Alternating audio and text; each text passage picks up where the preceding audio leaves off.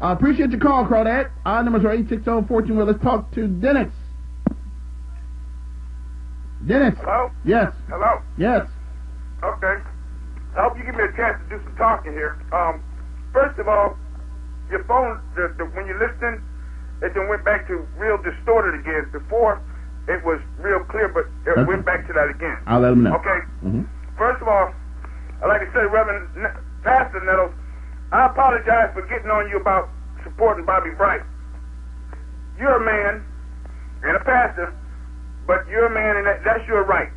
You just don't know what I know, and with Ellen Brooks and things like that. But I respect you for that, and I respect you for whoever you feel like bringing into your church. So I have nothing against you on that. That was the only little problem I had with you, but everything else is all good. And then all those haters out there, I feel sorry for you. Now, Kevin, there is no R in idea. Why did you keep adding an R to it? What do you mean why I keep adding an R to it? You say idea.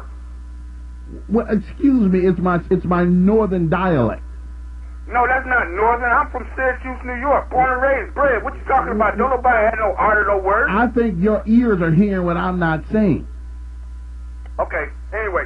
Now, you complain about this Sanders using a scare tactic. Absolutely. When Fox News... I'm not talking about Fox News. I'm talking about right here in Montgomery, Alabama. They do the same thing. The Tea Party members... That's a lie.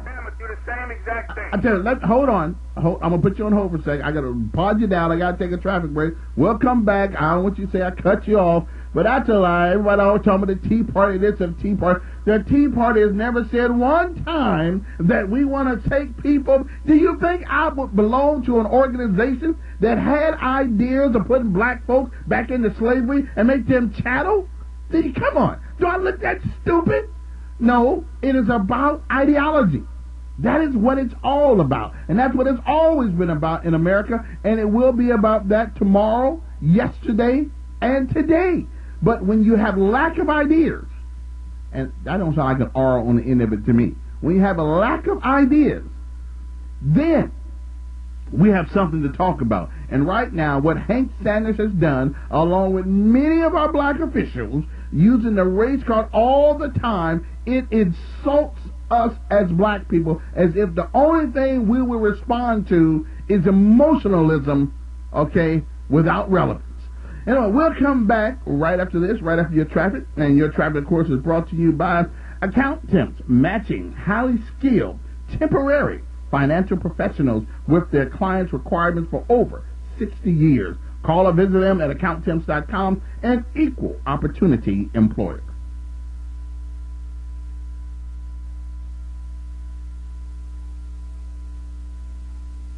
Okay, no time. Okay.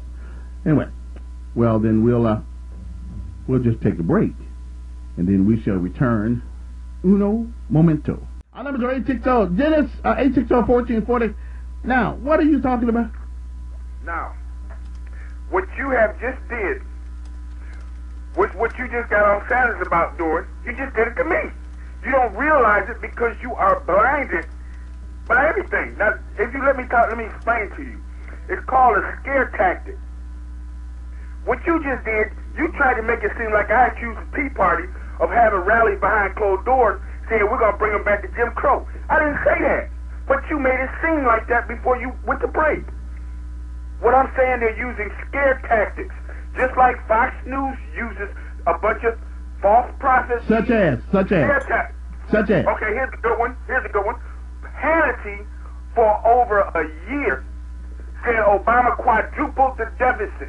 When he got into office, the deficit was at like $10 trillion.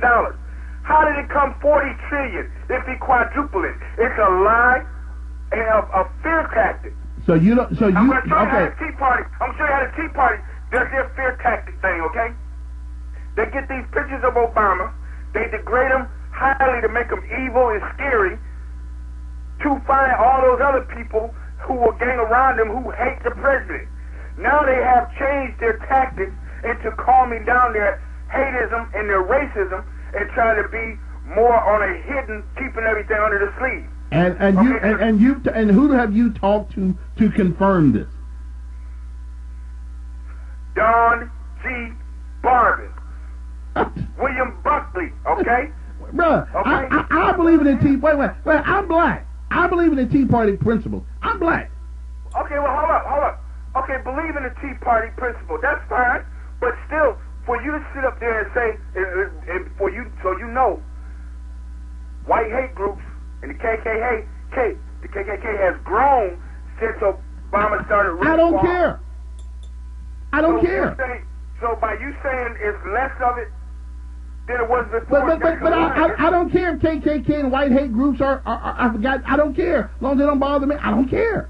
Yeah, and you are among them. They're just finding out new ways to hide. And last thing, Kevin, this is going to come to an end very soon because I noticed now that you do not want any solutions, and I'm going to show you another scare tactic that you used just the other day, and you will not, you refuse to answer the question. It's been over 8 days that I posted on your wall. You complain, all of you complain about the policies, but when I ask a simple question, what policies are good for America, all of you, your conservative friends, and your Tea Party friends, that's such a broad. refuses to answer. But that's such a broad question. What are you talking about? But then, if it's so broad, then answer. You can put one answer down there is no one. First of all the massive bailouts that Bush started, and he. No. Put it on the wall. Put it on the wall so we can discuss about it. Last thing I gotta say, the last scare tactic you used, you told me that I threaten you. Everybody who knows anything about me know that I don't make threats.